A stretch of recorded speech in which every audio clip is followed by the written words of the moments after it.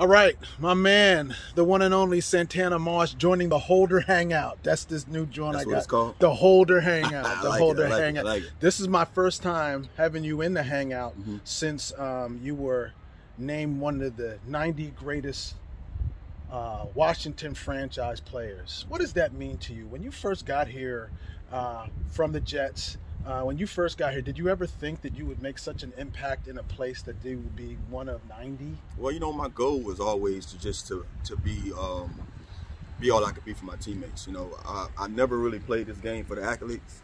I think that comes with the territory if you go out there and do your job well. But I had no chance or no time to really think ahead. You know, I was all about just making sure that I got myself ready week in and week out to be the best I could be for my team. And I think when you go out there and do that and you have success when you do that, all the other stuff comes with it. Where did that actually come from? Did that actually come from all those battles with all your teammates in Miami? Because you guys were, I mean, when you came to the NFL, it was like almost a step down sometimes because of the talent that you all had. Where did that come from, what you just said? Would it come from all those battles, some of it? You could probably give some credit to that, but I think I got to give the credit to my parents and what they instilled in me, you know, from day one. Not that they taught me how to be a great professional athlete or to be able to be well in my sports that I played in, but they always told me, you know, taught me to do my best. And one of the things I think is probably a credit to them, I hated losing or failing. And when it came down to just knowing that individually I'm going to be always remembered for some of the things I did in a team sport, I always wanted to excel. I wanted to say, okay, if we don't win as a team, then maybe I have to go out there and do some of the little things that makes me look like a winner, or take advantage of my opportunities against my man-to-man matchups that I can always stand out. So football gives you that chance. You know, you don't always get the recognition when your team don't win, but individually, if you handle your business and your numbers add up, then down the road you can have a, you know, what they say, a successful career. So that was always in me, man. I didn't want to fail, and when I got a chance to go out there and compete, I was gonna always give it my all. So not many people can talk to you like this because there's not that many media members that are still around. But I was there. I was there at that game in Dallas, and let me tell you what my perspective, right? I had already written my story, bro. Y'all weren't doing nothing. Y'all weren't doing nothing. It was over. I was coming down the stairs, the elevator in Texas Stadium, and I missed the first touchdown, right? I missed it. I was on the field for the second one. You caught that thing right in front of me. Went Chief Z, you went right over to Chief Z. I was right there. I can talk from a media perspective, but as a player's perspective, what was going on that second half when the first bomb, then the second bomb? I mean, what was going on the sidelines? Take us through that. Well, to tell you the truth, the first one would have never happened if it weren't for Portis. Me and Clint was over there. Like, you know, normally when the game is winding down, you find that guy that you have that, you know, that you share something a little more than what y'all share as a teammate.